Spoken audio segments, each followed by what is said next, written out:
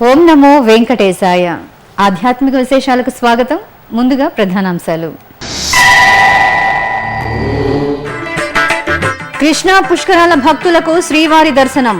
విజయవాడలో టీటీడీ నమూనా ఆలయ పనులు.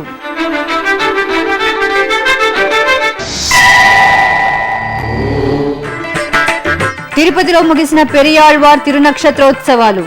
వాహన సేవలో కనువిందు చేసిన గోవిందరాజస్వామివారు.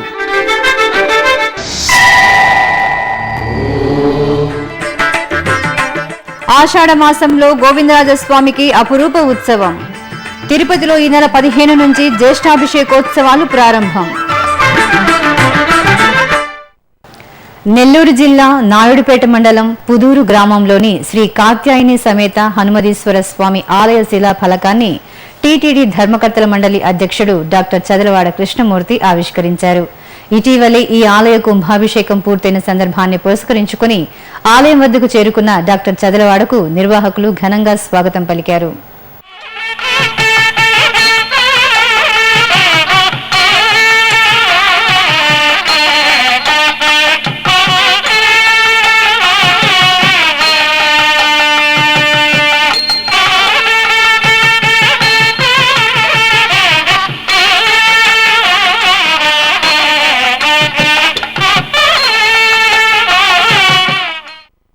తిరుపతి సుందరీకరణలో భాగంగా నగరవాసులకు ఆహ్లాదం పంచేలా అభివృద్ధి చేయాలని TTD EO doctor D Sambasivarao ఆదేశించారు. తిరుపతిలోని టీటీడీ పరిపాలనా భవనంలోని ఈవో కార్యాలయంలో బుధవారం సాయంత్రం టీటీడీ తుడా రెవెన్యూ అటవీ శాఖ అధికారులతో ఆయన సమీక్ష నిర్వహించారు. ఈ సందర్భంగా ఈవో మాట్లాడుతూ అక్టోబర్ నెల చివరి నాటికి అవిలాల చెరువు అభివృద్ధి పనులు పూర్తి చేయాలని కోరారు. అలాగే తిరుపతి నగర పరిధిలోని లింగాలమ్మ చెరువును తుడా అభివృద్ధి చేస్తుందని ఈవో పేర్కొన్నారు. కృష్ణా పుష్కరాల కోసం టీటీడీ శ్రీవారి నమూనా ఆలయాన్ని సిద్ధం చేస్తోంది. విజయవాడలోని పీడబ్ల్యూడీ మైదానంలో శ్రీవారి నమూనా ఆలయం పనులు శరవేగంగా సాగుతున్నాయి. ఈ పనులను త్వరితగతిన పూర్తి చేసి పుష్కర భక్తులకు శ్రీవారి దర్శన భాగ్యం కల్పించేందుకు టీటీడీ ప్రయత్నిస్తోంది. ఈ క్రమంలో బుధవారం శ్రీవారి నమూనా ఆలయ పనులను టీటీడీ జేఈఓ కె శ్రీనివాసరాజు పరిశీలించారు. విజయవాడలోని పీడబ్ల్యూడీ మైదానంలో జరుగుతున్న శ్రీవారి నమూనా ఆలయం పనులను టీటీడీ జేఈఓ కె శ్రీనివాసరాజు ఇతర అధికారులతో పరిశీలించారు. నమూనా ఆలయ ప్రాంగణంలో చేయాల్సిన ఏర్పాట్లపై అధికారులతో చర్చించారు. ఈ ప్రాంతంలో వివిధ రకాల వసతులు, ప్రదర్శనశాలలు ఏర్పాటు చేసే ప్రదేశాలను పరిశీలించారు. ఆలయ ఆవరణలోని అధికారులతో సమావేశమై పుష్కరాల వేళ భక్తులకు అందించాల్సిన సౌకర్యాల గురించి చర్చించారు. ఆగస్టు 7వ తేదీన శ్రీవారి నమూనా ఆలయాన్ని ప్రారంభించి భక్తులను దర్శనానికి అనుమతిస్తామని తిరుమల జేఈఓ శ్రీ కె శ్రీనివాసరాజు ఈ సందర్భంగా తెలిపారు. ప్రతిరోజు 25,000 మంది భక్తులకు అన్నప్రసాదం ప్యాకెట్ల రూపంలో అందిస్తామని, భక్తులు స్వామివారి సేవలను వీక్షించడంతో పాటు ధార్మిక, ఆధ్యాత్మిక కార్యక్రమాలను భక్తజన రంజకంగా ఏర్పాటు చేస్తున్నట్లు జేఈఓ వెల్లడించారు. ఓం నమో వెంకటేశాయ. ప్రతి పుష్కరాల్లో మాదిరిగానే ఈసారి కృష్ణా పుష్కరాల సందర్భంగా విజయవాడలో పీడబ్ల్యూడీ గ్రౌండ్స్ నందు తిరుమల తిరుపతి దేవస్థానం వారు శ్రీవారి నమూనా ఆలయాన్ని నిర్మిస్తున్నారు. నిర్మాణ పనులు చాలా త్వరితగతిన ప్రణాళికాబద్ధంగా అనుకున్న సమయానికన్నా కూడా ఎంతో వేగంగా జరుగుతున్నది. ఇక్కడ పీడబ్ల్యూడీ గ్రౌండ్స్లో మనకు నార్త్ ఈస్ట్ కార్నర్లో నుంచి భక్తులు ప్రవేశించిన పిదప వారు 4 వరుసల క్యూ లైన్లోకి ప్రవేశిస్తారు. ఆలయంలో కూడా 4 వరుసల విధానమే పాటించడం జరుగుతుంది. అదేవిధంగా స్వామివారి అన్నప్రసాదాలు ఆలయం లోపలే ఉచితంగా ఇవ్వడం జరుగుతుంది. ఆలయానికి బయట భాగంలో ఒక వేదికను ఏర్పాటు చేసి ఆ వేదికలో సాయంత్రం 7 నుంచి 8 గంటల వరకు కూడా స్వామివారి ఊంజల్ సేవ జరుగుతుంది. ముఖ్యంగా ఇక్కడ ఆలయంలోకి లోపలికి వెళ్లే మార్గం ఒకటి, బయటకు వచ్చే మార్గం ఇంకొకటి కాబట్టి నిరంతరం భక్తులు లోపలికి వెళ్ళడానికి అవకాశం ఉంటుంది. ఇదే కాకుండా 2 చోట్ల హిందూ ధర్మ ప్రచార పరిషత్ కార్యక్రమాలు నిర్వహించడం జరుగుతుంది. ఒకటి గుంటూరులోని అమరావతి దగ్గర బుద్ధుని విగ్రహం ముందు భాగంలో ఏర్పాటు చేయడం జరుగుతుంది. రెండవది శ్రీకాకుళం గ్రామంలో మన ఆంధ్ర మహావిష్ణు ఆలయంలో కూడా ఒక వేదిక ఏర్పాటు చేసి అక్కడ కార్యక్రమాలు నిర్వహించడం జరుగుతుంది. ఒకటైతే పూర్తిగా ఆలయంలో ఉన్నది మాత్రం పూర్తిగా దాస సాహిత్య ప్రాజెక్టు వారు అఖండ నామ సంకీర్తనం 24 గంటల భజన కార్యక్రమాన్ని పుష్కరాల సమయంలో నిర్వహిస్తారు. పుష్కరాల నేపథ్యంలో శ్రీవారి నమూనా ఆలయంలో జరిగే ఉత్సవాలను శ్రీ వెంకటేశ్వర భక్తి ఛానల్ ద్వారా ప్రత్యక్ష ప్రసారం చేయాలని సీఈఓ ఏవి నరసింహారావును జేఈఓ కోరారు. ఇక కృష్ణా పుష్కరాలకు తిరుమల తిరుపతి దేవస్థానంలో చేస్తున్న కార్యక్రమాలన్నింటికీ కృష్ణా జిల్లా యంత్రాంగం సంపూర్ణ సహకారం అందిస్తుందని కలెక్టర్ ఏ బాబు తెలిపారు.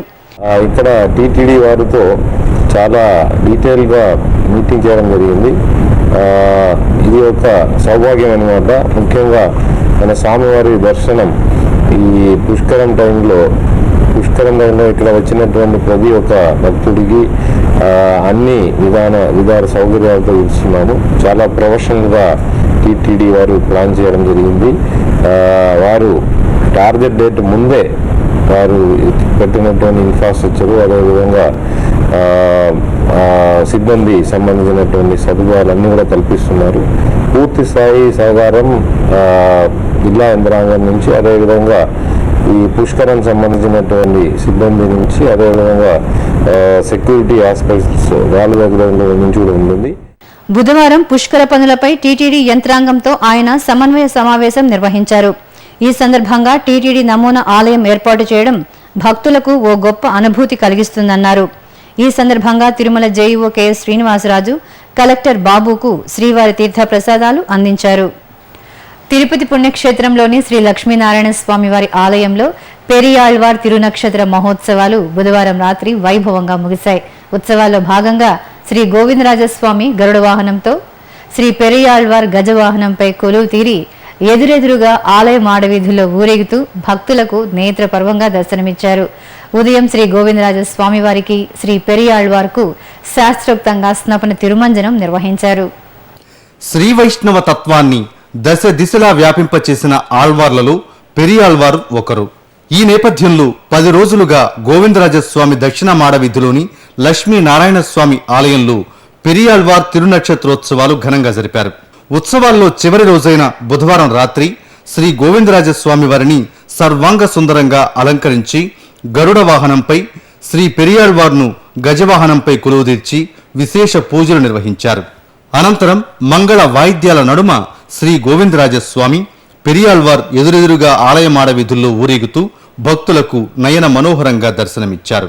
ఇక బుధవారం ఉదయం మంచినీళ్లగుంట నుంచి పవిత్ర జలాన్ని తీసుకుని అంబారీపై అర్చక స్వాములు, ఆచార్య పురుషులు, శ్రీ వైష్ణవులు ఊరేగింపుగా శ్రీ లక్ష్మీనారాయణ స్వామి వారి ఆలయానికి చేరుకున్నారు. అనంతరం శ్రీదేవి భూదేవి సమేత శ్రీ గోవిందరాజస్వామి వారు బంగారు తిరుచిపై కొలువుదీరి ఆలయ మాడవీధుల్లో విహరిస్తూ శ్రీ లక్ష్మీనారాయణ స్వామి వారి ఆలయానికి వేంచేశారు. అక్కడ స్వామి అమ్మవార్లకు, పెరియాళ్వార్కు, ప్రతివాద భయంకర్ అన్నన్ ఉత్సవమూర్తులకు సుగంధభరిత ద్రవ్యాలతో విశేషంగా స్నపన తిరుమంజనం నిర్వహించారు. పాలు, పెరుగు, తేనె, చందనం లాంటి ద్రవ్యాలతో మంగళ వాయిద్యాలు, వేద మంత్రోచ్చరణల నడుమ ఆగమోక్తంగా అభిషేకాన్ని జరిపారు. ఈ కార్యక్రమంలో టీటీడీ పెద్ద జీయర్ స్వామి, చిన్న జీయర్ స్వాములు పాల్గొన్నారు.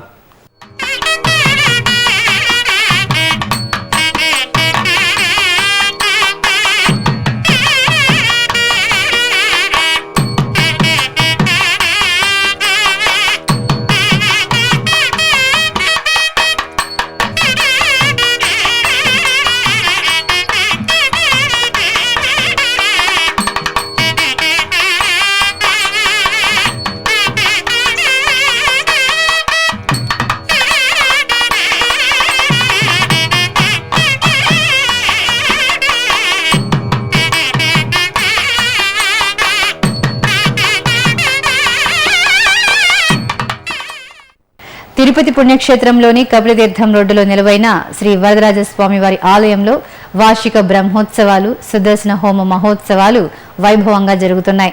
ఉత్సవాల్లో భాగంగా బుధవారం సాయంత్రం శ్రీదేవి భూదేవి సమేత శ్రీ వరదరాజస్వామి ఉత్సవమూర్తులను శోభాయమానంగా అలంకరించి కొలువు తీర్చారు. అనంతరం స్వామి అమ్మవార్లకు ఆలయ ప్రాంగణంలో ఊంజల సేవను శాస్త్రోక్తంగా నిర్వహించారు. భక్తులు పెద్ద సంఖ్యలో ఊంజల సేవలో పాల్గొని శ్రీ వరదరాజస్వామి ఆశీస్సులు అందుకున్నారు. ఆధ్యాత్మిక రాజధానికి, తిరుపతి పుణ్యక్షేత్రానికి మకుటాయమానంగా భాసిల్లుతోంది శ్రీ గోవిందరాజస్వామి వారి ఆలయం. ఈ సువిశాల దేవాలయంలో ప్రతిరోజు ఉత్సవమే.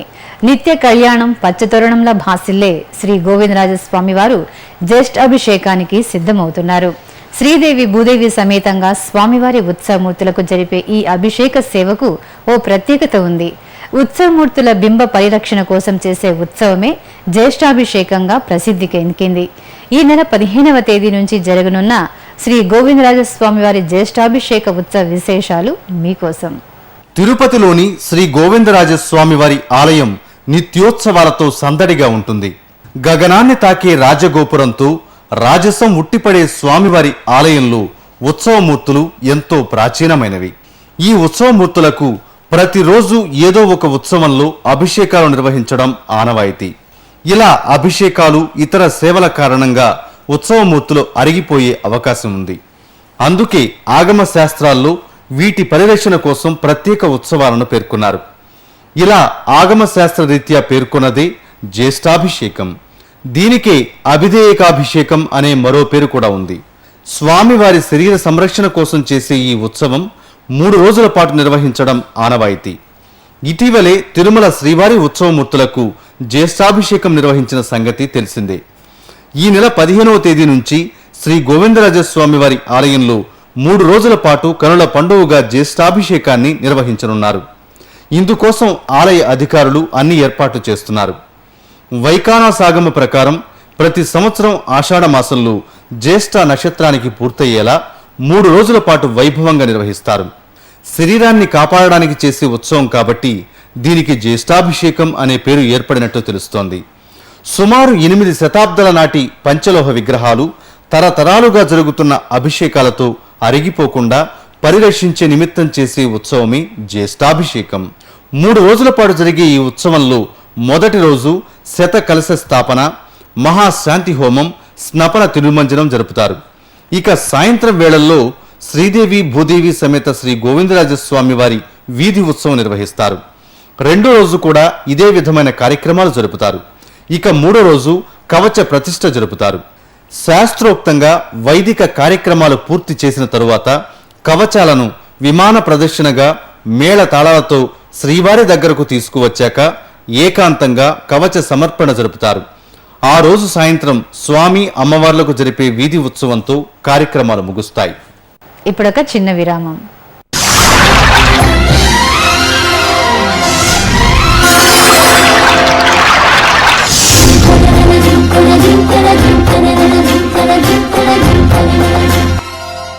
కృష్ణమ్మ అపూర్వ జలరాశుల ప్రవాహం, 4 రాష్ట్రాల ప్రజలకు ప్రాణాధారం.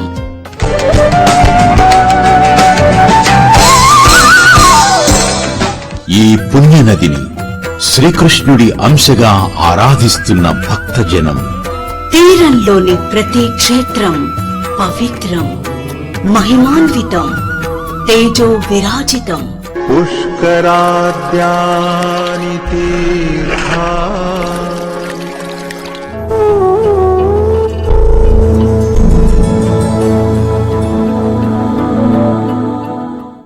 నదీ గమనమున ఎన్నెన్నో జీవజాతులు, అభయారణ్యాలు, అద్భుత జలాశయాలు, అలనాటి రాచరికపు ఆనవాళ్లు.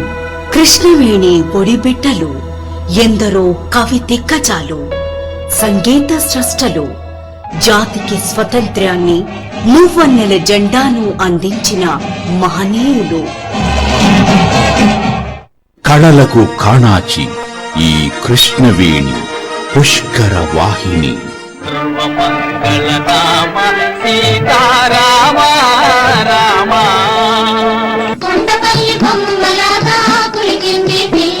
కృష్ణవేణి నది సూయగం అపరూపం.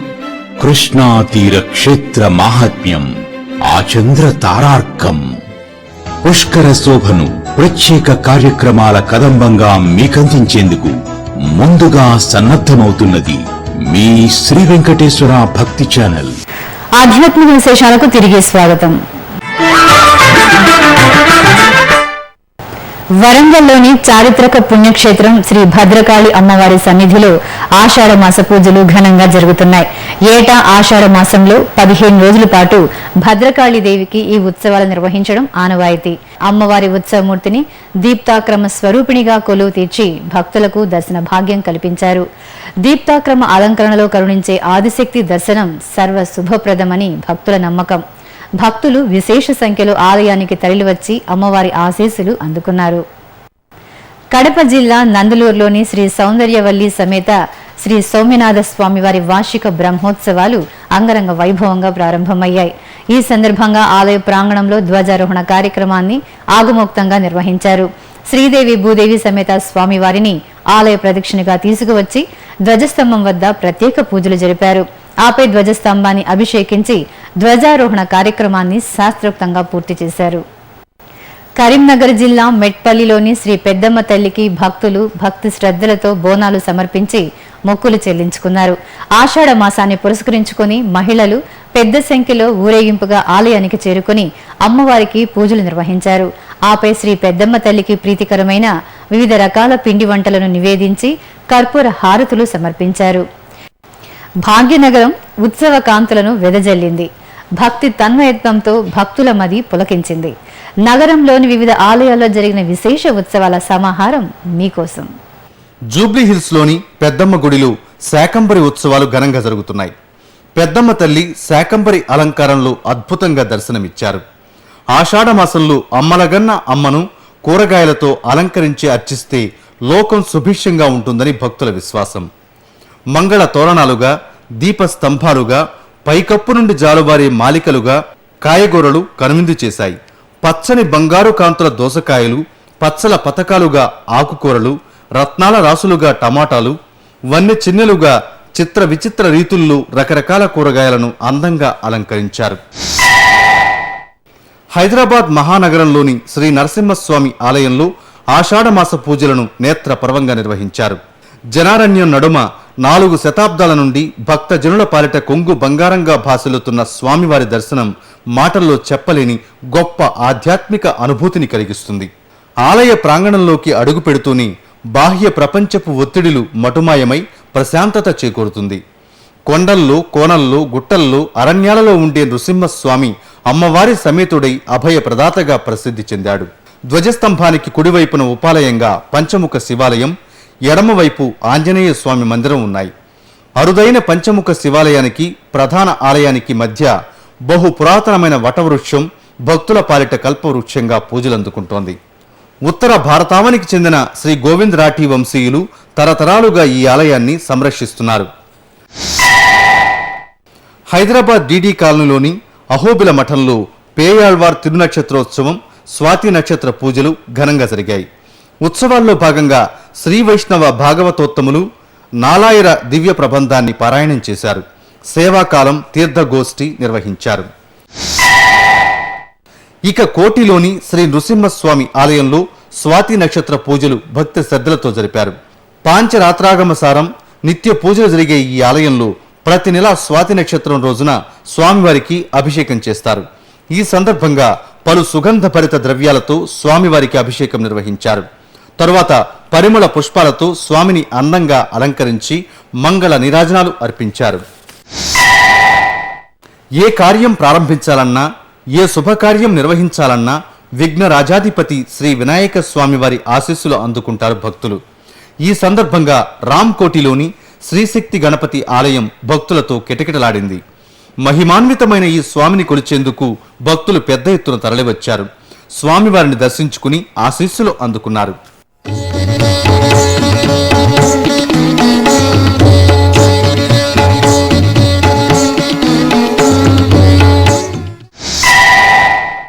స్వర్ణోత్సవాలు జరుపుకుంటున్న ఇస్కాన్ అబిడ్స్ కేంద్రంలో రాధాకృష్ణులకు సుభద్ర, బలభద్ర సమేతుడైన శ్రీ జగన్నాథ స్వామికి విశేష పూజలు చేశారు. ఈ సందర్భంగా మంగళ వాయిద్యాలతో, హరినామ స్మరణలతో ఆలయ ప్రాంగణం మారుమ్రోగింది. హైదరాబాద్ సీతాఫల్ మండి నామాలగుండులోని శ్రీ కళ్యాణ వెంకటేశ్వర స్వామి ఆలయంలో పంచమ వార్షిక బ్రహ్మోత్సవాలు వైభవంగా ప్రారంభమయ్యాయి. ఉత్సవాల ప్రారంభానికి చిహ్నంగా ధ్వజారోహణం శాస్త్రోక్తంగా జరిగింది. తొలుత శ్రీ కళ్యాణ వెంకటేశ్వరుని సర్వాంగ సుందరంగా అలంకరించి ఆలయంలోని ధ్వజస్తంభం వద్ద కొలువు తీర్చారు. అక్కడ విష్ణు సహస్రనామ పారాయణం, స్వస్తి వాచికం, శ్రీ విశ్వక్సేన ఆరాధనలతో అంకురార్పణ చేశారు. ఆపై మేళతాళాల మధ్యన ధ్వజపటాన్ని ఎగురవేసి ముక్కోటి దేవతలకు ఆహ్వానం పలికారు. వివిధ ప్రాంతాల్లో జరుగుతున్న సాంస్కృతిక కార్యక్రమాల సమాహారం కళా నీరాజనంలో వీక్షిద్దాం.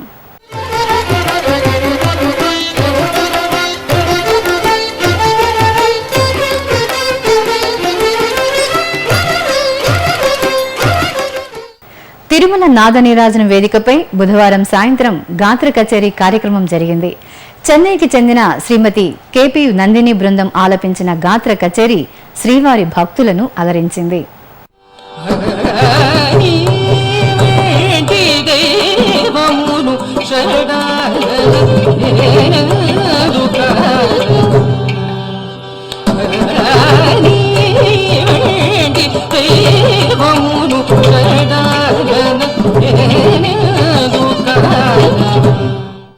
త్యాగరాయ గాన సభలో మహాభక్త శబరి పద్య నాటకం ప్రదర్శించారు. శ్రీరామ సేవలో తరించిన శబరి వృత్తాంతాన్ని కళాకారులు ఆద్యంతం ఆసక్తిదాయకంగా అభినయించారు.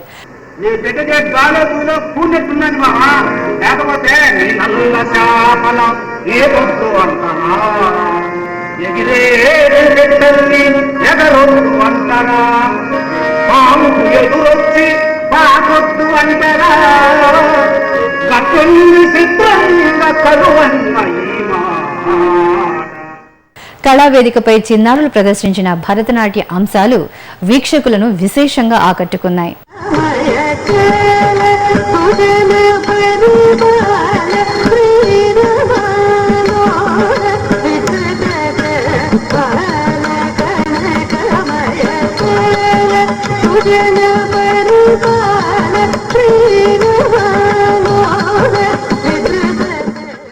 ఆధ్యాత్మిక విశేషాలు ఇంతటితో సమాప్తం. తిరిగి మధ్యాహ్నం 1 గంటకు ప్రసారమయ్యే ఆధ్యాత్మిక విశేషాల్లో మళ్ళీ కలుసుకుందాం. ఓం నమో వెంకటేశాయ.